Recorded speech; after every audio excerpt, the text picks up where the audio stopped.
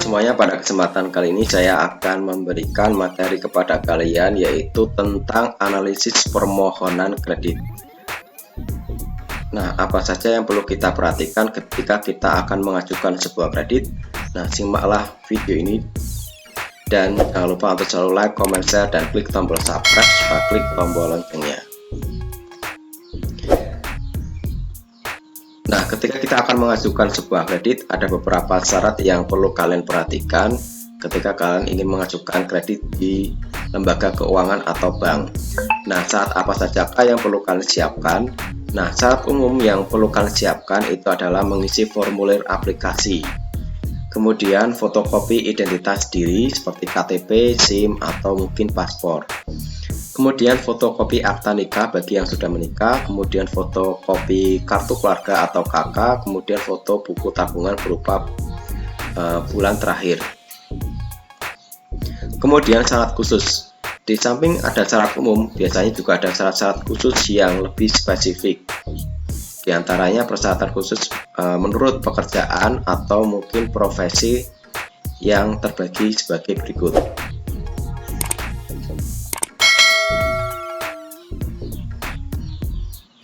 Yang pertama adalah untuk pegawai atau karyawan swasta. Nah, untuk profesi ini yang perlu kalian siapkan adalah kartu pegawai atau karpet serta tabungan dan asuransi pensiun (TASPEN). Kemudian ada slip gaji dan surat keterangan bekerja dari perusahaan. Kemudian ada misalnya SK CPNS, SK PNS, SK kenaikan pangkat terakhir, SK kenaikan gaji berkala terakhir, kemudian daftar gaji kolektif serta keterangan perincian penghasilan.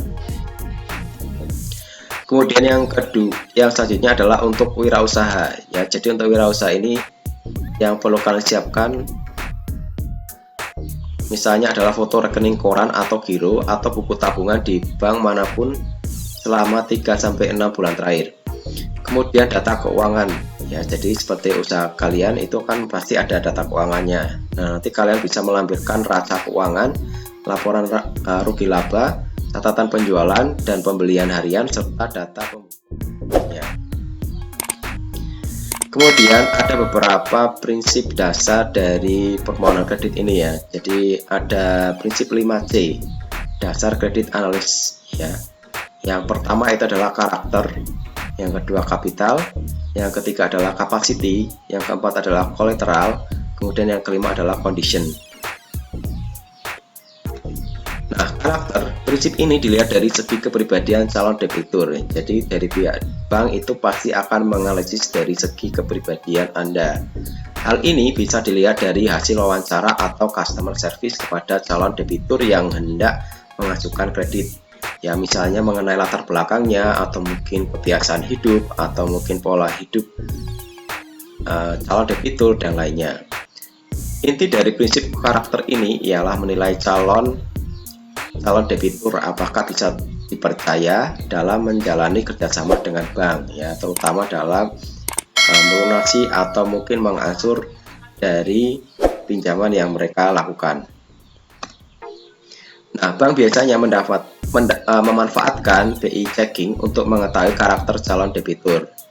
Ya, misalnya dalam proses riwayat kredit calon debitur dicari tahu dengan mengakses sistem informasi debitur atau SID dari Bank Indonesia.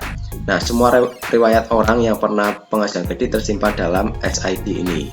Jadi ketika kalian melakukan pelanggaran biasanya nanti akan bisa dilihat dari BI checking ini. Jadi biasanya pihak bank akan men-track atau melihat track record dari kalian melalui BI checking ini. Jadi apakah kalian pernah melakukan kesalahan sebelum meminjam di bank tersebut ya. Misalnya sebelum kalian pinjam kalian sudah melakukan pelanggaran di bank lain. Nah, nanti akan terdeteksi di BI checking ini.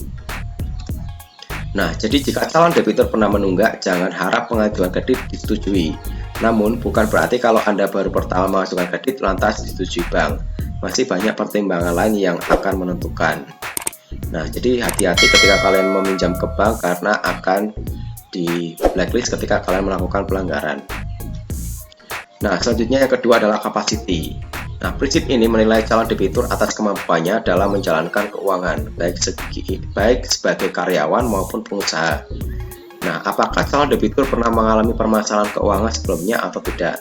Dengan begitu, bank bisa mengetahui kemampuan calon debitur dalam membayar kredit. Ya, jadi kapasitas keuangannya apakah bisa membayar ya, misalnya angsuran atau mungkin cicilan yang dari kredit yang sudah dia lakukan.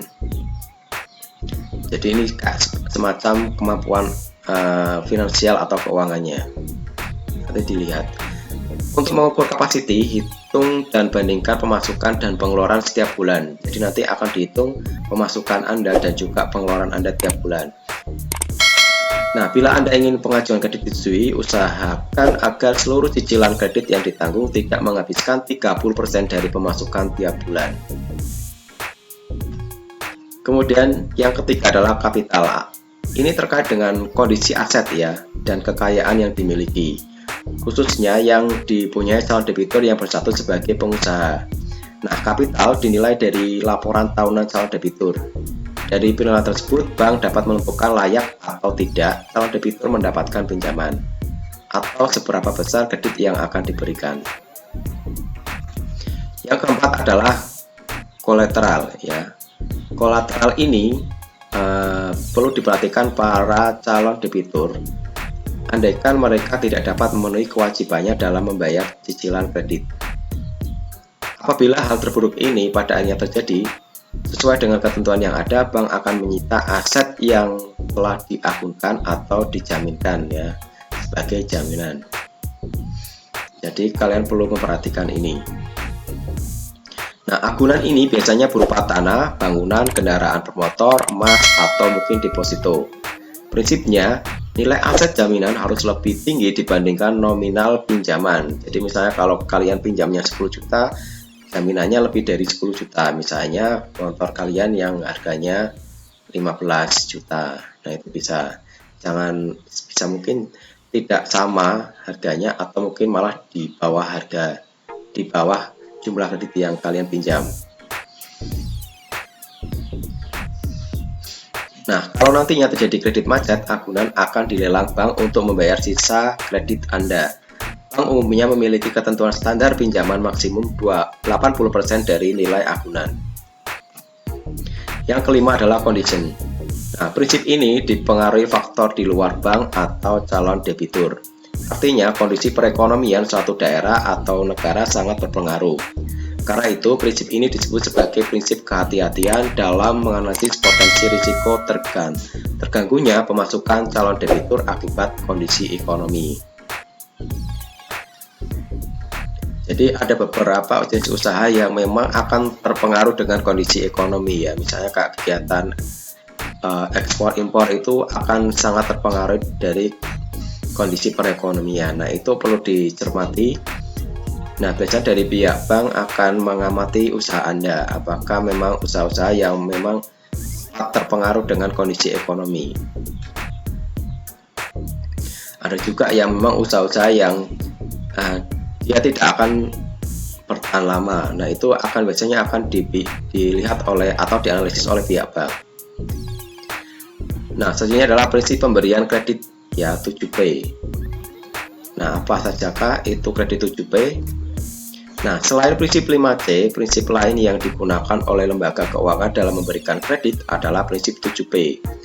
Dalam prinsip ini terdapat 7 kriteria yang harus dipenuhi. Yang pertama adalah personality.